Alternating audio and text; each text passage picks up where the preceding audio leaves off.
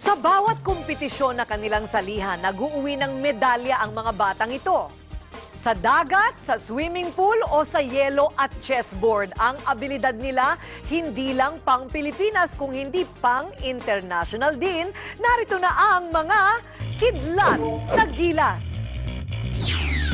Oo, pag naglalaro ang bata, ano mo siya, na-expose mo siya sa environment, nag-explore siya at nag-experience siya. Lumundag sa malalim na swimming pool. Bulilit na nakikipagduelo at champion sa chessboard.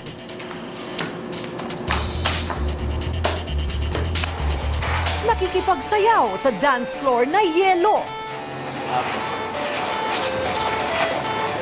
At nakikipagpaligsahan sa bilis at lakas ng hampas ng alon.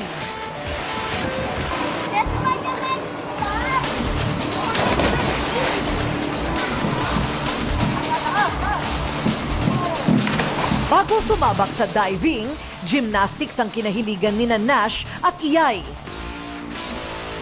Kapwa panalo sa bawat kompetisyong salihan.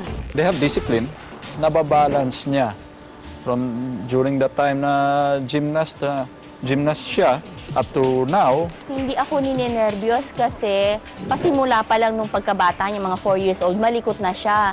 Pero mula sa hig na pinagsisirkuhan noon, sa tubig naman bumaling ang kanilang pagtuklas ng ibang larangan. Parang pares lang po kasi may mga stunts din na parang umiikot-ikot, parang sa gymnastics. Mahirap lang gawin dahil pagkatapos nun, pwede pong maging sore yung muscles ko. Iniidolo naman ni Rebecca ang kanyang ama na si Rodolfo na tumatayong coach ng mga batang diver.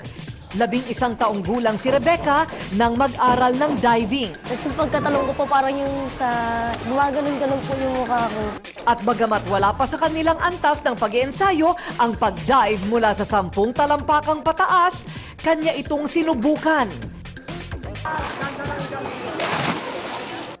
Nakakalula, di po ba? Ang unang hakbang na kailangan matutunan ng isang batang diver ay kung paano kontrolin at balansehin ang kanyang katawan sa pagbagsak sa tubig na kailangan ay una ang paa. Ang pagbagsak na ito ay mabilis at umaabot lamang ng 2.5 seconds mula sa pinakamataas na 10 metro o 10 meters na taas. O, handa na ba kayo?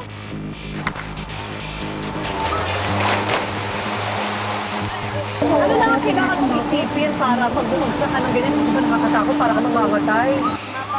Ha? Mababaw lang ba yan? Nakakatanong pa kayo ng mas mataas dyan? No way! Ayon sa pag-aaral sa pag-uugali ng mga bata, natural lang daw sa isang bata na magkaroon ng takot sa simula. Ngunit kapag hinayaan itong maranasan ang bagay na tinutuklas, magiging komportable din ito at kusang matututo tulad na lamang ng nangyari kay Rebecca. Normal sa isang bata na pag mayroong bagong sports or bagong karunungan, medyo hesitant siya. So, importante sa mga magulang magpakita ng lakas din ng loob. Tsaka importante rin sa magulang, sabihin sa mga anak na kung hindi mo na kaya, pumalpak ka ngayon, mahal ka pa rin namin. Maganda rin daw kung mag-uumpisa ang mga bata sa sports sa edad na 6 hanggang 10 taong gulang. So, kasi yung ganung edad, madaling i-develop ang mga bata para sa pagdating ng takdang panahon ng kanilang tamang edad, patungo sa competition, so lalo sa mga international competition, yung bata umihinog sa kanilang mga skills, yung mga galing nila, sumasabay sa paghubog ng kanilang katawan. Dito naman sa Rosales, Pangasinan, ang 8 taong gulang naman na si Samantha Glorevita o si Sam. Tinaguri ang chess wizard ay kinakalaban ng isang 30 anyos na mataas din ang kaalaman sa chess. Ang nanalo? Siyempre, ang batang si Sam. 3.5 po ako nung nagsimula. Noon po sa atelier ko pa lang po yung tinuturuan. Tapos nanonood lang po ako kaya ko po nagustuhan. Kindergarten pa lang ay sikat na si Sam bilang panlaban sa chess hanggang maging kampiyon sa National Age Group Chess Championship noong 2007 sa Maynila. Bilang pagsasanay mula Lunes hanggang Linggo, 1.5 oras ang kanyang pagre-review ng iba't ibang technique sa chess. Lamang siya sa ibang bata sa aral, marami na rin siyang openings, saka yung tactics niya, yung tactical skills niya, lamang na lamang siya sa ibang mga bata. At ang kapalit nito, ang pagkapanalo ni Sam ng gold, silver at bronze medals sa iba't ibang paligsahan ng chess para sa mga bata sa iba't ibang bansa sa Asia. Iba naman ang galaw ng 8 taong gulang na figure skating champion na si Emmy Marjorie D o si MM. For me, I just need to practice again and again and try my best. Hindi lahat ng bagay na nananalo siya. Minsan natatalo din siya. Pero pag natalo naman siya, okay naman dahil lumalakas yung fighting spirit niya.